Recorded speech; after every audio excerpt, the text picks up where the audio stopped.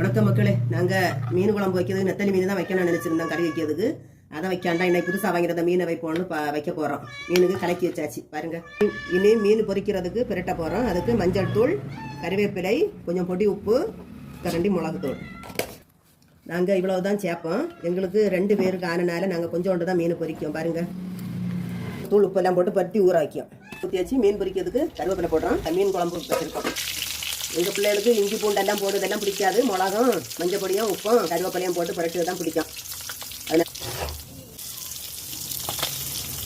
பாருங்க மறைச்சி வச்சாச்சு. நுரத்தள்ளி வந்திருக்கு. பொரிச்ச மீன் ரெடி ஆகியாச்சு. ஒரு சைடாட்டு கறி கொதிச்சாச்சு பாருங்க. மீன் கறி கருவேப்பிலை போட்டு மூடி வச்சுருக்கோம்.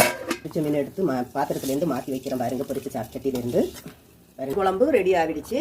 இன்னைக்கு உள்ள மதிய சாப்பாட்டுக்கு மீன் குழம்பும் பொரிச்ச மீனும் பாருங்க. இது பிடிச்சிருந்தா லைக் பண்ணுங்க, ஷேர் பண்ணுங்க, சப்ஸ்கிரைப் பண்ணுங்க. சாப்பிட வாங்க.